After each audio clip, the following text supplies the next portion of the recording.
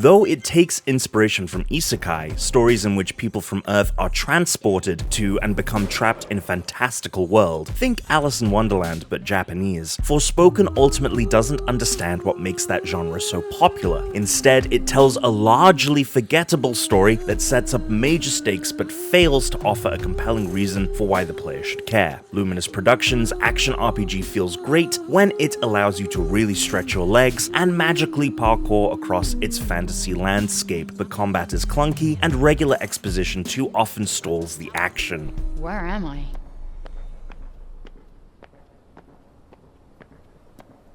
What's happened to me?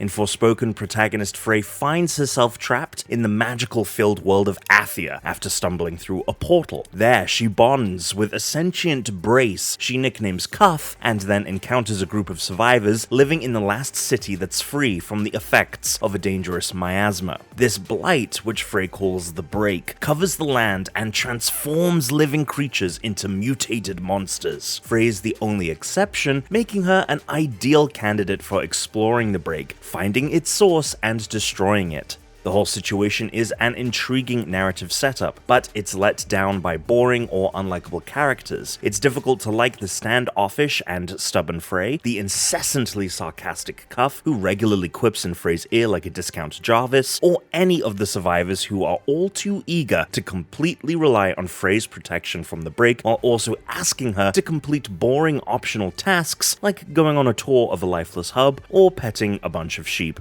Forspoken's story is one about belonging, finding a place you want to stay and people you wish to protect. Like any isekai protagonist worth their salt, Frey is initially resistant to her new surroundings before discovering that she's actually ideally suited to the world she's found herself trapped in. However, it's not a world that the game is able to adequately convince the player of wanting to stay in and protect. The emotional connection Forspoken tries to establish to incentivize the player to take action and help people is deeply uninteresting and oftentimes head-scratching and odd. The characters don't take the threat of Athia's imminent destruction very seriously, and any tension that comes from their perilous existence is repeatedly undermined by meaningless busywork they want you to do. The characters themselves are also incredibly plain with two-dimensional personalities. They have no real convictions or anything interesting to say. The facial expressions of the people in Athia are stilted and uncomfortable, which already creates a bit of a disconnect with the emotional core of Forspoken's story. But the issue is exacerbated by how those people are characterized and used to inspire Frey. We see Frey contemplate murderous vengeance over the death of a survivor she'd only just met, and feel guilty over belittling someone she has the slimmest of connections to. These people aren't fleshed out in Forspoken's story, and so the way they emotionally manipulate Frey isn't all that believable or fulfilling to watch. My playthrough was filled with me constantly asking yes, but why should Frey care? And Forspoken never delivered a satisfying answer to the question.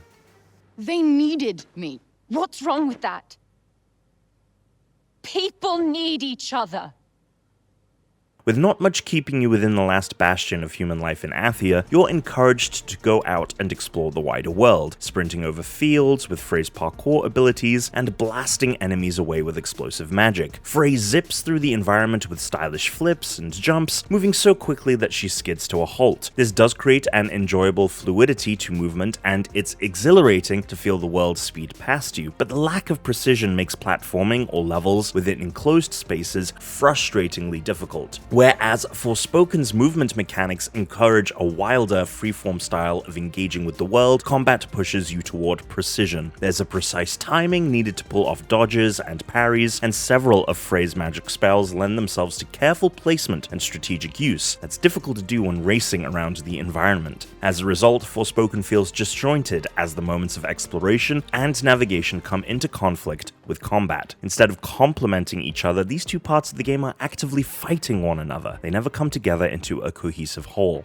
Frey can let loose a wide variety of bombastic spells and magical abilities, all of which are visually impressive displays. She can crush enemies with massive boulders, engulf whole groups in a molten eruption, or fry everything around her with brilliant green lightning. It all looks very cool, but there's not much in the way of strategy to it. Cuff can inform Frey what flavor of her magic is most effective against a particular enemy, and then all you have to do is switch to that element and keep tossing attacks out. Early into the game, you encounter enemy types that encourage you to think a bit beyond that, enemies who can block magic from the front, or foes who can't be damaged until you destroy their wings, for example, but they only really appear in the first quarter of the story. After that, most enemies are bullet sponges designed to create challenge in how much of a magical beating they can take. It's not hard to switch to magic types to mindlessly exploit weaknesses, and so combat, though visually impressive, quickly loses all sense of enjoyment. Forspoken's movement is far more fun, especially in the latter half of the game when you start unlocking and chaining new mechanics that increase the variety of ways that Frey can journey across Athia, like slingshotting herself through the air with a flaming whip or manipulating gravity to skate across water. Even if there's nowhere interesting to go in Forspoken, its open world is dotted with an assortment of run-of-the-mill side quests like time-limited parkour challenges and photo ops. There's fun to be had in the act of simply getting to your next main mission.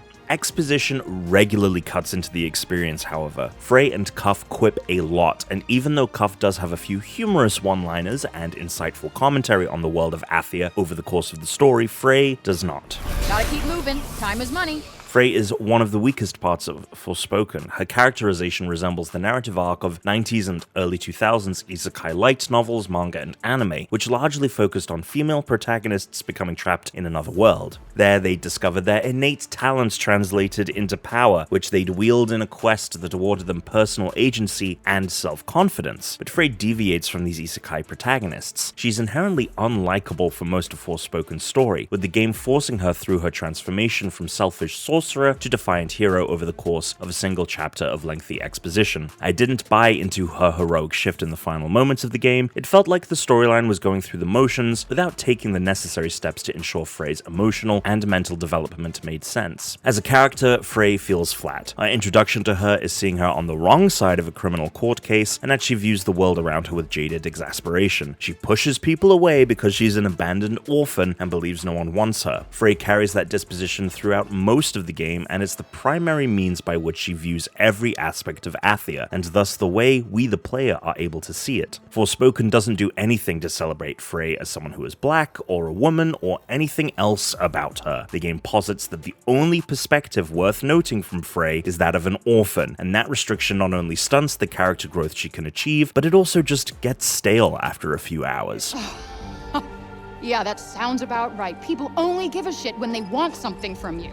Forspoken is a tricky game to recommend. The lore of its world is interesting, but delivered in a stilted, expository manner, and the freeing sensation of taking off across the landscape in a magically propelled sprint is sullied by the knowledge that there's nowhere to go or anything fun to do. Combat is visually impressive, but not all that engaging, and the excellent sound design and catchy musical score is regularly undermined by unfunny quips from an unlikable protagonist. I enjoyed parts of it, but too often my fun was dragged to an unrewarding halt.